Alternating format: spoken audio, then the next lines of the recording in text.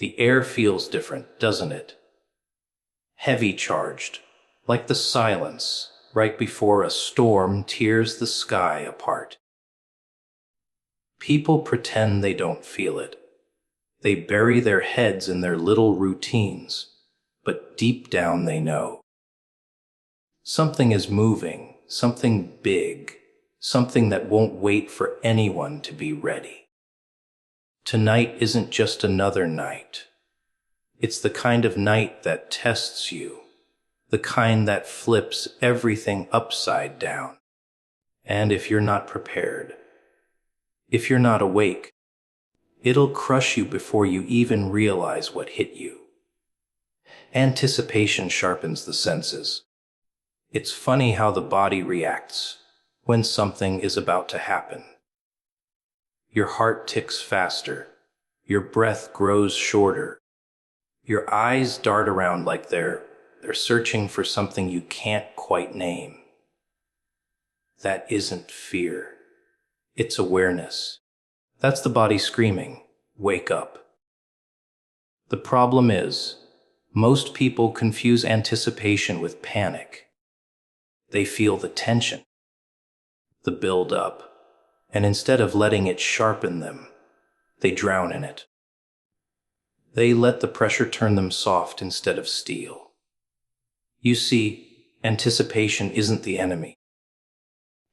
It's the warning system you were born with, the spark that forces you to pay attention.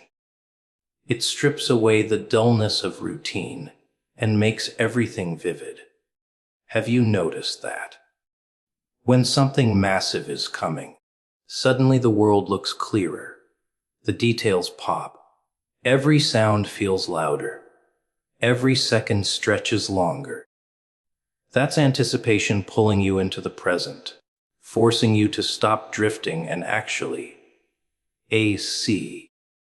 Most people live half asleep, blind to their surroundings, and then wonder why life blindsides them. But anticipation, when you learn to use it, slices through the fog and brings you face to face with reality. Think of the moments right before a fight, right before stepping on a stage, right before making a choice that could change everything. Your stomach twists, your skin tightens, your mind races. That's not weakness. That's your system arming itself. That's your instincts sharpening their blades, preparing you for the strike. Anticipation puts you on edge, and being on edge means you're ready to react. The problem is, people don't like the feeling. It makes them uncomfortable. They label it as anxiety, they call it stress, and they try to numb it. But numbing it means dulling your senses. And if your senses are dull, how do you expect to handle what's coming? The truth is, anticipation is a gift. It's the spark that separates those who survive from those who fall. It's the difference between walking blind into chaos and stepping forward with eyes wide open. If you let it, anticipation makes you sharper than you've ever been. It turns ordinary moments into high-definition warnings.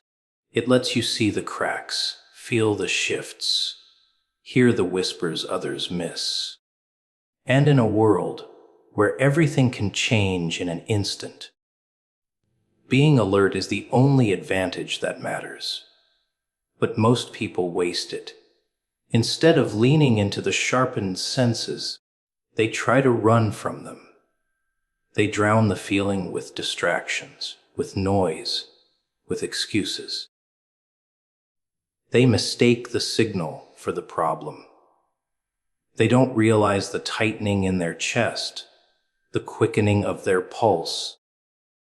Is the body preparing them for the moment they've been waiting for? And when the moment comes, they're not ready. Not because they weren't warned, but because they ignored the warning. Anticipation teaches you to live on the edge, to stay awake when everyone else is asleep. It's not comfort, it's not calm, but calm doesn't win battles. Comfort doesn't survive storms. Sharpness does. Awareness does. The person who leans into anticipation, who learns to ride it instead of resisting it, becomes untouchable. Because while everyone else is fumbling in the dark, they're already moving, already adapting, already ready for whatever breaks through the silence. That's the secret most people miss. Anticipation doesn't weaken you. It arms you. It's not the storm itself. It's the rumble before the thunder, the flash before the lightning. Ignore it, and you'll be caught off guard. Embrace it, and you'll see clearer than ever before. Because anticipation sharpens the senses, and sharp senses are the only weapon you truly own when something massive is coming. Fear signals preparation, not retreat. That's the problem with how people see fear. They think it's the enemy, the thing that should stop them, the wall that means turn back. But fear is never a wall, it's a flare. It's your mind screaming that something important is about to happen. Fear doesn't show up when nothing matters. Fear only shows up when the stakes are high, when the outcome could change everything. The trembling hands, the fast heartbeat, the tightness in your chest.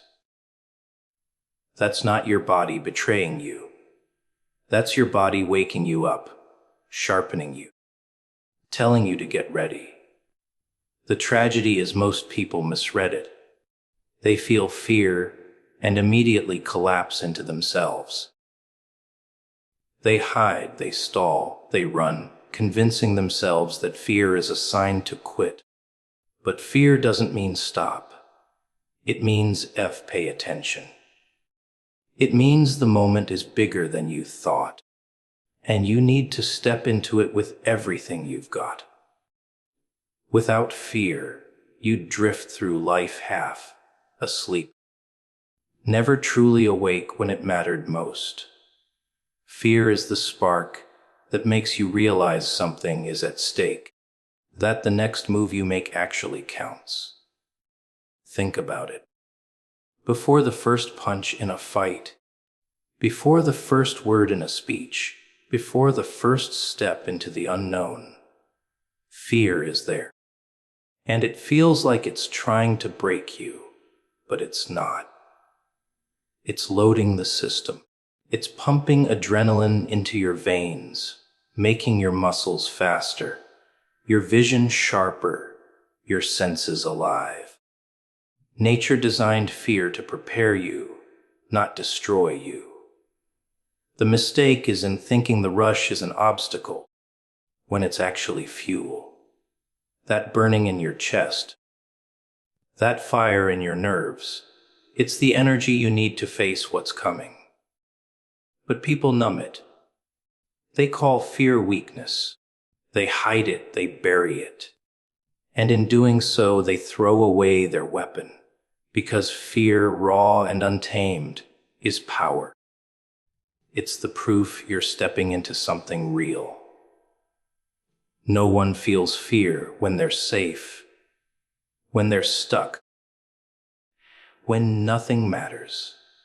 Fear only comes when you're standing on the edge of something massive. That's not retreat. That's confirmation. The bigger the fear, the bigger the fight, the bigger the reward waiting on the other side. Fear forces you to confront yourself. It strips away the lies, the masks, the excuses. When you're afraid, you can't fake it anymore. You see what you really are. And in that moment, you have a choice: shrink back into the shadows or step forward into the fire. Retreat feels easier, but it's an illusion. Retreat keeps you in the same cage you've always been in. Fear isn't telling you to run away. Fear is daring you to rise, daring you to use the energy it just poured into your body to fight, to move, to act. It's funny how people beg for strength, for courage, for breakthroughs. But the moment fear shows up, they turn away, not realizing that fear is the delivery of exactly what they asked for. You wanted courage. Then you'll meet fear first. You wanted strength. Fear will hand you the weights. You wanted freedom. Fear will build the door you need to break down. But if you run from fear, you run from everything you claim to want, because fear never shows up without purpose. Fear is a compass. It points you toward the place where change is waiting, where growth is hiding. If you avoid the places that scare you, you avoid the very places that hold your future. That's why fear should never signal retreat. Retreat is death dressed up as safety. Retreat is how people lose their lives, without ever dying, stuck in routines that never change. Fear signals preparation. It means gather yourself, sharpen your blade, lock your focus, because the battle is here. And battles are the only places where transformation is born. Fear doesn't break you. Fear breaks the illusion of control. It strips everything down to the truth. Either you step into the moment, or you let it pass you by. Retreat kills the moment. Preparation saves it. Fear is the fire that tells you it's time to choose, and the only wrong choice is to run. Distractions weaken your defense. That's the oldest trick in the book. Don't attack someone head on. Just keep them busy with noise, with glitter, with little toys to stare at while the real danger crawls up behind them. People think distraction is harmless, just entertainment, just passing time. But every second your attention is stolen, your guard drops. And the world doesn't need to knock you out in one blow. It just needs you looking the wrong way when it strikes. Distraction is the thief of awareness. You tell yourself you'll only scroll for a minute, only waste an hour, only let your mind wander a little. But while you're staring at shadows, the cracks are widening in the places that matter. You don't see the patterns forming, the shifts happening, the signs building around you, because you're too busy feeding on crumbs of nothing. Distraction doesn't show up with chains. It shows up with candy. It keeps you comfortable, entertained, relaxed. And that's exactly when the danger hits hardest. Your defense isn't your muscles, your weapons, or your money. Your defense is your awareness, your ability to see things before they strike, to sense when something is wrong. And distraction cuts that ability to pieces. It numbs your instincts, fogs your mind, and leaves you exposed. You can't prepare for what you can't see, and you can't see when your attention is scattered across meaningless things. That's why people are blindsided again and again. Not because the warning wasn't there, but because their eyes were somewhere else. The irony is that most people choose their own distractions. They build their own cages. Nobody forces them to stare at screens for hours, to gossip about nonsense, to chase approval from people who don't matter. They give their focus away, little by little, until they have nothing left for the things that count. And when the storm finally arrives, they're too weak, too untrained, too lost in the noise to stand their ground. Distraction didn't just waste their time, it disarmed them. The truth is, distraction is more dangerous than direct opposition. At least when you're attacked head on, you know you're in a fight. You brace yourself, you prepare, you push back. But distraction is sneaky. It keeps you laughing, smiling, comfortable, while underneath the surface you're rotting. And by the time you realize what's been stolen, it's too late.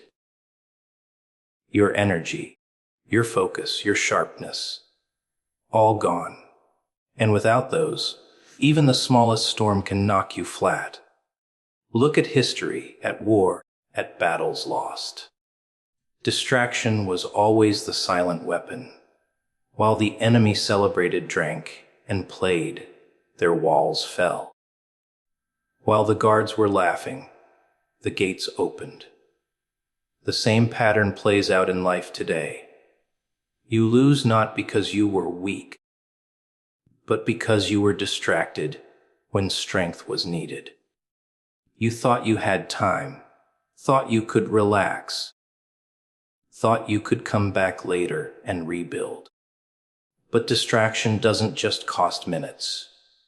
It costs opportunities that never return. And the worst part, distraction feels good. It feels easier than focus, lighter than responsibility, softer than discipline. It's tempting, addictive, endless. That's why so many fall to it. It's not a brutal strike. It's a lullaby. It sings you to sleep while your defenses crumble. It convinces you nothing important is happening, that you can lower your guard, that the massive thing you were supposed to prepare for isn't coming tonight. But it is, and when it arrives, distraction won't protect you. It'll laugh while you're crushed under the weight of your own negligence. Your greatest weapon is focus. Poor, sharp, undivided focus. Because when your attention is locked, you see what others miss. You hear the footsteps in the silence. You feel the tremor in the air. You spot the danger before it explodes. That's the edge distraction takes from you.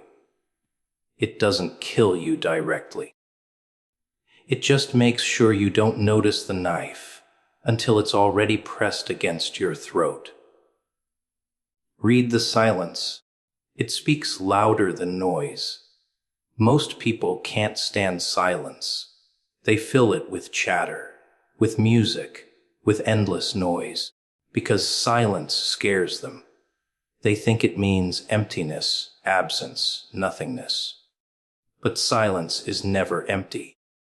Silence is loaded. It's the pause before the reveal, the breath before the strike, the space where the truth slips through unnoticed. Noise distracts, but silence exposes. And the ones who can't read it are the first to be blindsided. There's a reason silence makes people uncomfortable. It forces them to face what they've been ignoring. In the noise, you can hide. In the silence, everything is naked. Your own thoughts grow louder, your fears creep up. Your instincts whisper warnings you've been drowning out. But if you learn to lean into it, silence becomes your greatest advantage. It tells you things the world would rather keep hidden. It reveals shifts, changes, cracks in the surface. Silence is where the real messages live, if you're sharp enough to listen. Look closely at people. What they don't say screams louder than what they do. A pause too long, a smile that doesn't reach the eyes, a room where laughter fades too quickly. That's silence speaking. It's in the spaces between words, in the tension behind gestures. Most ignore it, too busy waiting for the noise, but silence is the raw truth. And those who can read it walk into situations armed with knowledge no one else has. The world itself speaks through silence. Before disaster, there's a hush. Before chaos, a stillness. Animals sense it, children sense it, but adults drown it in noise, refusing to hear. They want constant distraction, because silence would force them to notice the storm gathering. But if you're the one who can stand still, who can watch the silence instead of running from it, you'll always be ahead. You'll see the storm before it breaks. You'll feel the shift before it explodes. Silence doesn't lie. It warns. The irony is that noise feels alive, but it's silence that carries meaning. Anyone can shout. Anyone can make a scene. Anyone can cover up the truth with words. But silence strips away the mask. That's why interrogators use it, why enemies fear it. Noise gives you room to hide. Silence leaves you exposed. And in exposure, the truth leaks out whether you want it to or not. That's why silence is dangerous. And that's why it's powerful. People waste their lives ignoring silence. They treat it like a void, like wasted time. They can't sit alone without filling the space with distraction. They don't realize they're training themselves to be blind. Because if you can't listen to silence, you'll never hear the signals that actually matter. You'll always be late, always caught off guard, always reacting instead of preparing. Silence doesn't wait for you. It speaks whether you listen or not. The question is whether you're sharp enough to catch it. And here's the thing: silence never lies. Words twist, noise deceives, but silence holds the real weight. It's in the hesitation before someone betrays you. It's in the stillness before a crowd turns violent. It's in the quiet of the night, when your instincts tell you something's off. If you train yourself to read it, silence becomes a weapon, a shield, a guide. But if you ignore it, silence becomes the knife you never saw coming. Read the silence, because it always carries a message. It's the hidden language beneath the surface, louder than any shout, sharper than any warning. Noise is easy, but silence is where the truth waits, whispering to those who dare to listen. Pressure exposes who you really are. Anyone can play the role when the lights are soft, when the stage is safe, when nothing is at stake. Smiles are easy when the air is calm.